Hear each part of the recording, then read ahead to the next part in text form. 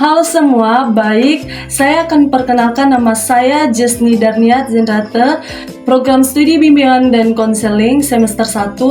Saya ingin memenuhi tugas Pancasila. Dosen pengampu saya yaitu Restu Yandika Sakti Zenrate SHMH. Nah, jadi saya akan menjelaskan materi-materi yang telah kami bahas selama pertemuan pertama sampai pertemuan ke-6. Dengan topik yang pertama, Pancasila, kedua, sejarah berdirinya Pancasila, ketiga, kasus-kasus yang terjadi di Indonesia, keempat, Pancasila dalam kajian sejarah bangsa Indonesia, kelima, kedudukan Pancasila sebagai dasar negara, keenam, Pancasila sebagai ideologi negara. Nah, dengan demikian, simaklah video dengan penjelasan berikut ini. Nah, sekarang saya akan membahas tentang Pancasila. Tentunya dari sebagian teman-teman tahulah apa artinya Pancasila. Jadi, Pancasila adalah sebagai dasar negara Republik Indonesia. Jadi, dari dasar negara Republik Indonesia tentunya memiliki 5 sila Pancasila. Nah, saya akan menyebutkan satu persatu kelima sila tersebut, yaitu 1. Ketuhanan yang Maha Esa, kedua, kemanusiaan yang adil dan beradab, ketiga, persatuan Indonesia, 4, kerakyatan yang dipimpin oleh hikmat kebijaksanaan dalam permusyawaratan perwakilan, kelima, keadilan sosial bagi seluruh rakyat Indonesia. Tentang materi yang kedua yaitu sejarah berdirinya Pancasila.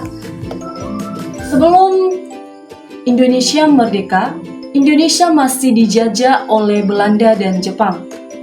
Nah, barulah muncul tokoh-tokoh yang mengemukakan kemerdekaan Indonesia ini.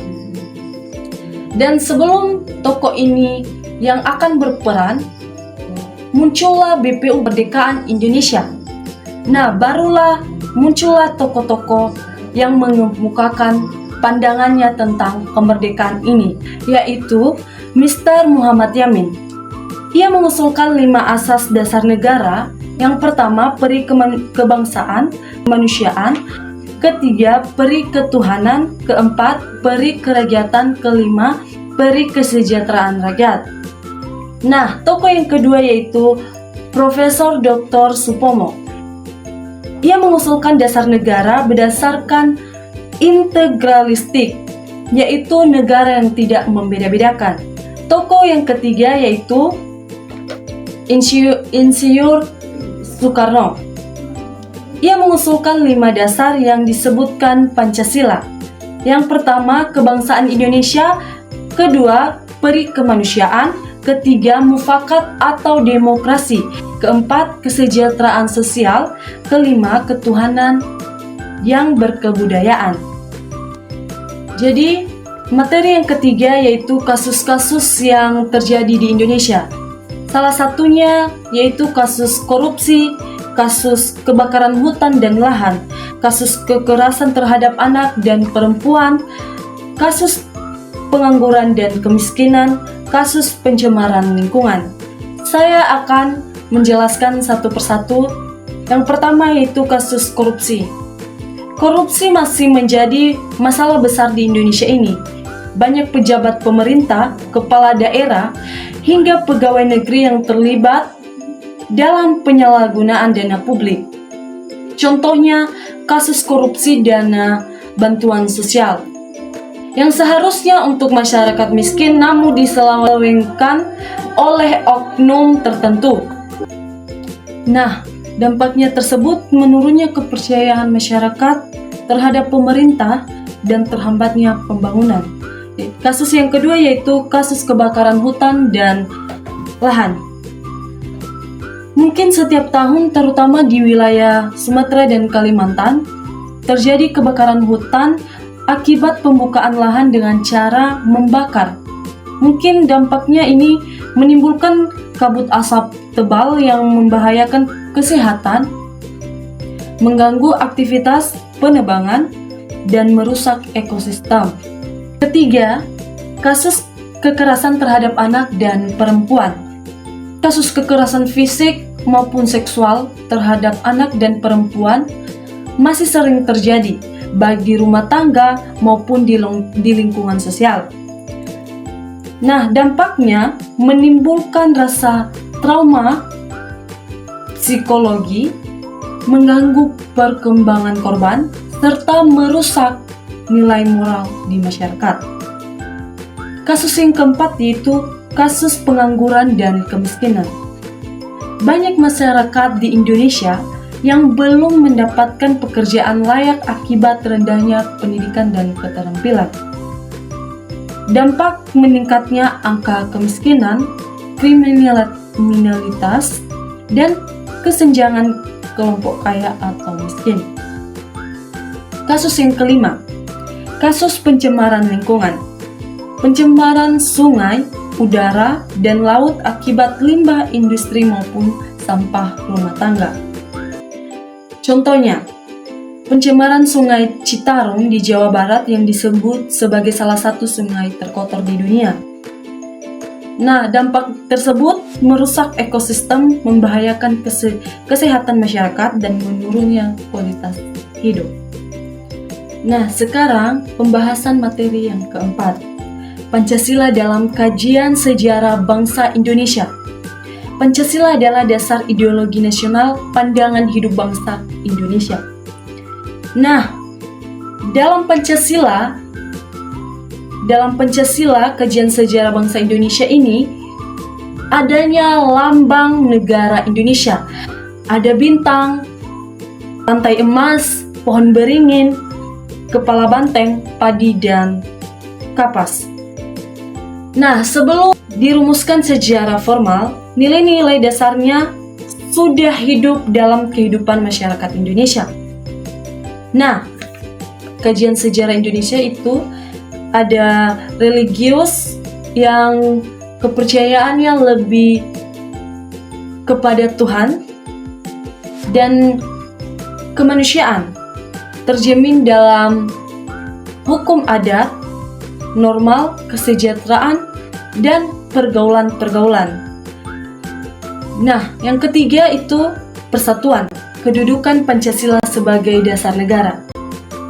Tentunya kita tahu bahwa negara adalah organisasi kekuasaan yang memiliki kedaulatan untuk mengatur kehidupan suatu bangsa dalam wilayah tertentu. Nah, Pancasila sebagai dasar negara ini muncullah unsur-unsur negara. Ada rakyat, yaitu unsur yang mengutamakan pembentuk negara. Ada wilayah, tempat berlakunya kekuasaan negara. Ada pemerintah yang berdaulat, alat untuk menjalankan kekuasaan negara. Ada pengakuan bagi negara lain.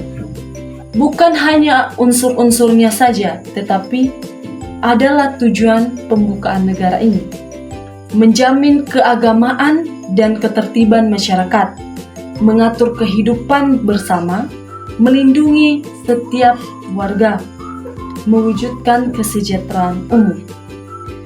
Nah, barulah muncullah konsep tujuan negara ini menjadi dasar penyelenggaraan pemerintah, melindungi segenap bangsa Indonesia, mencerdaskan kehidupan bangsa, keadilan sosial bagi seluruh bangsa Indonesia. Nah, lanjutlah pada implikasi tujuan negara. Pemerintah harus melindungi hak asasi warga negara, menjamin keadilan sosial. Alasan diperlukan kajian Pancasila sebagai dasar negara ini, kajian terhadap Pancasila sebagai dasar negara, mungkin itulah tujuan dari negara-negara dasar-dasar negara ini. Kedua, kajian Pancasila dapat mencegah disintegrasi bangsa. Ketiga, Pancasila berfungsi sebagai benteng ideologis dalam menghadapi tantangan globalisasi. Sekarang saya akan membahas materi ke-6. Pancasila sebagai ideologi negara. Ideologi berasal dari kata idea, yaitu gagasan, dan logos adalah ilmu. Jadi, ideologi berarti kumpulan gagasan atau cita-cita, keyakinan, dan nilai-nilai yang menjadi pedoman dalam kehidupan masyarakat berbangsa dan bernegara. Nilai terkandung dalam 5 sila Pancasila menjadi sumber arah dan tujuan bangsa Indonesia. Pancasila tidak hanya sekedar dasar negara, tetapi juga pandangan hidup bangsa dan pedoman dalam bertingkah laku di berbagai bidang kehidupan.